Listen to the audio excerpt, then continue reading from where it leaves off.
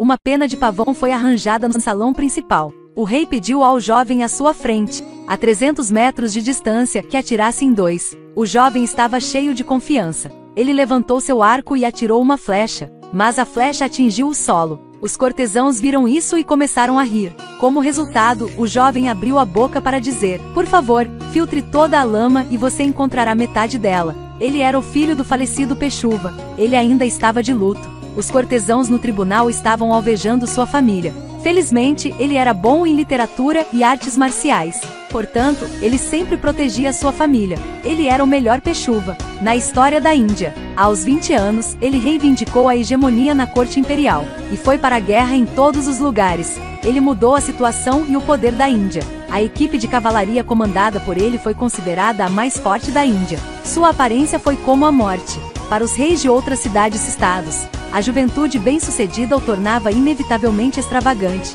mesmo que o assassino estivesse ao lado dele para assassinar. Bajirao não estava com medo, só que ele não esperava que essa brava assassina fosse uma garota. Ela era Mastani, a princesa do país vizinho. O reino dela estava em perigo. Vendo que Mastani estava cheio de coragem, Bajirao concordou em se juntar aos soldados para aliviar seu reino. Com uma rota de 5 dias, sua cavalaria de 2 dias chegou. À noite seu exército atacou, deixando o exército inimigo incapaz de resistir. Bajirao se preparou para circundar a frente e a retaguarda. Em seguida, Mastani no castelo enviou um sinal. Os soldados de ambos os lados começaram a atacar. O exército inimigo foi derrotado instantaneamente. Havia cadáveres e sangue por toda parte. Bajirao saltou de seu cavalo para o elefante, que matou o general inimigo. A batalha durou a noite toda. Quando o sol apareceu atrás da montanha, o exército inimigo também foi derrotado. Para agradecer a Bajirao, o rei Rajut doou muitos tesouros, incluindo sua filha. A filha do rei Rajut era extremamente bonita. Era uma das belezas da história indiana. Além de cantar e dançar, ela também era bom no tiro com arco a cavalo. Nenhum homem podia resistir ao charme dela, incluindo Bajirao. Pensando nas dificuldades quando a filha teve que se casar longe, a rainha chorou, mas Mastani estava determinado. Ela queria seguir Bajirao de volta ao seu país. Na distante Pune, todas as pessoas estavam comemorando a vitória, mas Mastani se sentou em um pequeno palanquim e teve que se esgueirar para dentro da cidade pelo portão lateral. Este foi o primeiro dia dela na cidade, mas sua sogra a obrigou a ir para o bordel.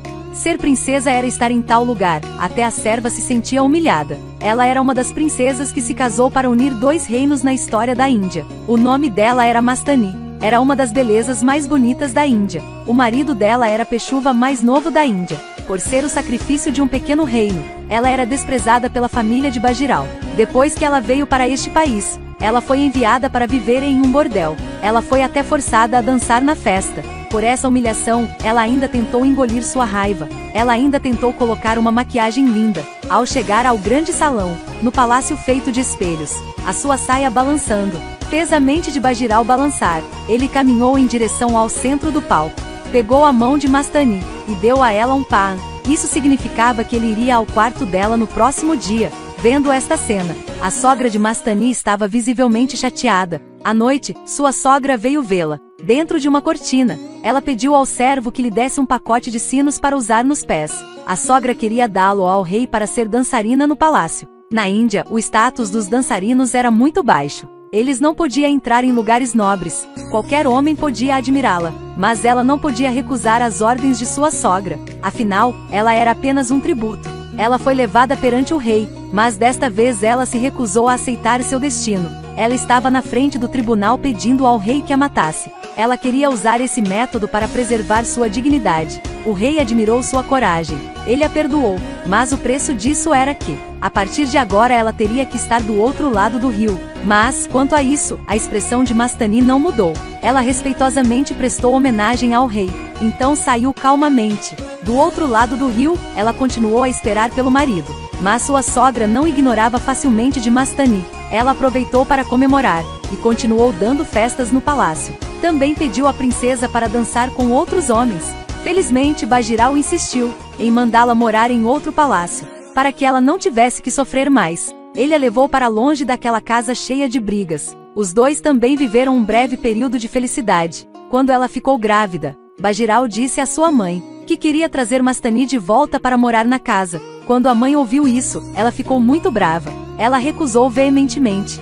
Sem outra escolha, Bajirao escreveu uma carta a Mastani, e mandou o servo entregar a carta. Mas esta carta não chegou a Mastani. Mastani não entendia nada, por ter sido enganada por uma carta falsa. Ela entrou, sozinha na porta dos fundos para a casa de Bajirao. Quando Bajirao veio correndo, Mastani estava à beira da morte por causa de um parto difícil. Mas não havia ninguém por perto. Sem outra escolha, Bajirao teve que dar à luz seu bebê.